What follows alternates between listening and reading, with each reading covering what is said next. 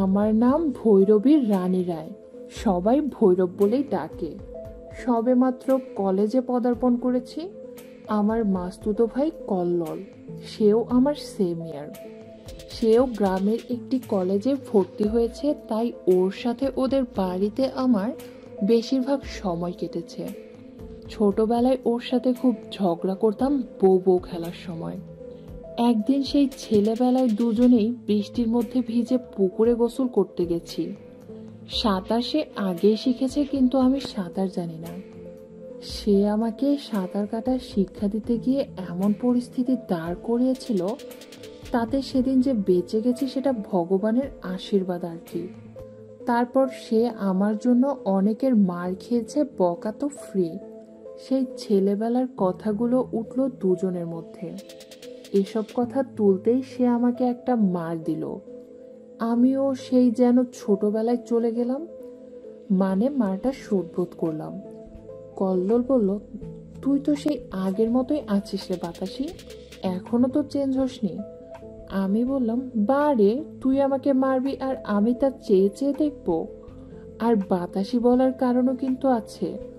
ছোটবেলায় আমি খুব চিকন ছিলাম, একটু বাতাস উঠলেই নাকি আমি পড়ে যেতাম, তাই সবাই বাতাসি বলেই ডাকতো।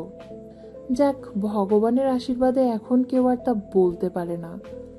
কথা হতে হতে লুডো খেলতে শুরু করলাম। তো লুডোতে যে ঘর ছিল, সেই ঘরে চার কোণে চারটা নায়িকার ছবি ছিল। একটা ঐশ্বরিয়া রায়, আরেকটাতে ভূমিকা চাওলা, তৃতীয়টাতে রানী মুখার্জি, চতুর্থটাতে মাধুরী। তো কিছুদিন আগে নাকি ঐশ্বরিয়ার একটা স্ক্যান্ডাল ছড়িয়ে পড়েছিল নেটফ্লিক্সে। এটা আমি মানতে পারছিলাম না। ওর সাথে খেলা বাদ দিয়ে তর্ক করতে শুরু করলাম।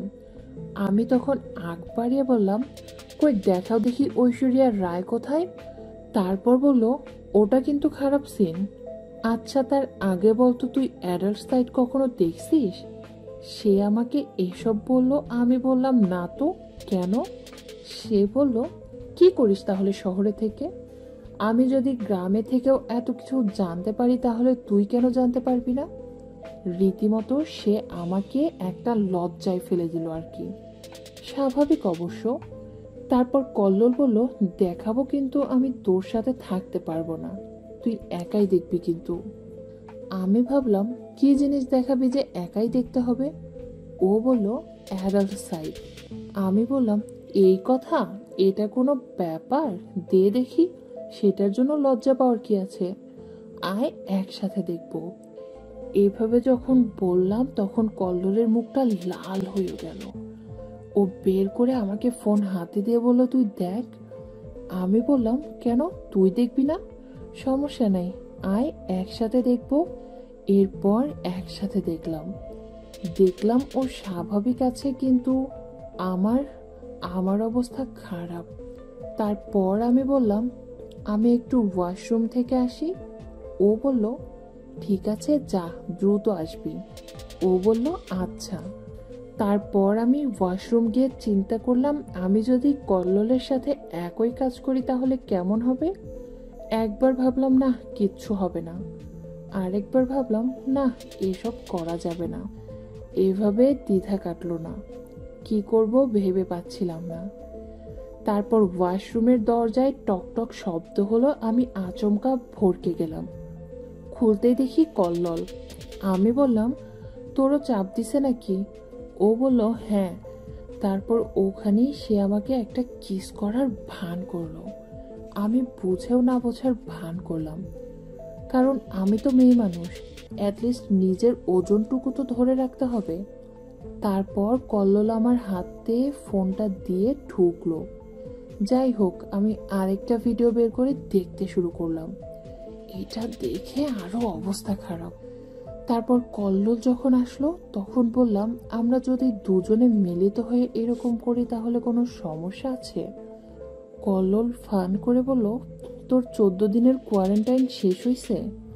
বলেই একটা হাসি দিল। তারপর আমি ওরে জোর করে ধরে কিস করতে শুরু করলাম। এটা দেওয়ার সাথে সাথে ও আমাকে ধরে এমন খিচা খিচলো, আর ছেড়েই দেয় না। মনে মনে ভাবি, কম কথা নয়। তার মানে আমার থেকে বেশি এরই চাহিদা।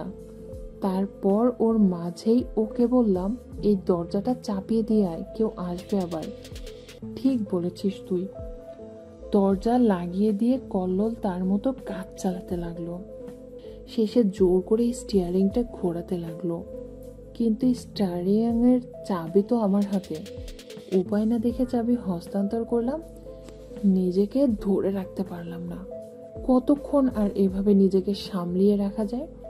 তারপর দুজনে খুব আনন্দের সাথে যা করার তাই করলাম। তারপর গোসল করে দুপুরের খাবার খেতে গেলাম। খাওয়ার সময় ও বলল, কেমন লাগলো? আমি হাতের ইশারায় বললাম, এখানে চুপ করে থাক। পরের দিন আমি নিজেই ওর রুমে গিয়ে ওর সাথে শুয়ে পড়ি। বুঝতে পারছি না কেন এমন হচ্ছে। আসলে যখন লজ্জা কেটে যায় তখন এমন করে কেউ নিজেকে ধরে রাখতে পারে না। শোয়ার পরে দুজনেই দুজনকেই কিস করতে শুরু করলাম। ও কেমন জানি ভয় পেয়ে পালাতে উদ্যত হলো। বললাম, এত ভয় পাওয়ার কি আছে? ছেলে মানুষের কিচ্ছু হবে না। ও আবার একটু লাজুক টাইপের তো। তারপর এভাবে লকডাউনে কল্লোলের সাথে আমার প্রায় দিন প্রেম ভালোবাসা হয়েছে। বিষয়টা আমার মা টের পেয়ে যায় একদিন। তারপর ডেকে আমাকে একটা থাপ্পড় দিয়ে বলে, কি করছিস এসব, তুই জানিস ওর সাথে কি তোর বিয়ে হবে? মেয়ে মানুষের লজ্জা তার অলংকার। এটা একমাত্র স্বামীর সাথেই করা সম্ভব, অন্য কারোর সাথে নয়। মায়ের এসব কথাতে আমি কোনো কিছুই মনে করিনি। আমি আগে থেকেই জানতাম ধরা পড়লে এরকম কিছু একটা হবে। এরপরে আমি আরো বেপরোয়া হয়ে কাজ করলাম কল্লোলের সাথে, তবে সেটা সাবধানতা অবলম্বন করে। কারণ আমি যখনই কল্লোলের সাথে কথা বলি, মা ওদিকেই মনোযোগ। আমরা এখন রাতে প্রেম করি, ঠিক যেন আমরা বিবাহিত স্বামী স্ত্রী। এভাবে আরো 1 মাস থাকার পরে আমি কেমন জানি মোটা হয়ে গেলাম, আর কল্লোল হাড্ডিসার একটা কঙ্কালের মতো হয়ে গেল। এসব বুঝতে পেরে আমার মা আর বেশি দিন সেখানে অপেক্ষা না করে চলে যেতে উদ্যত হলো। চাইলে কি আর যাওয়া যায়? বন্ধুরা, আজকে এ পর্যন্তই।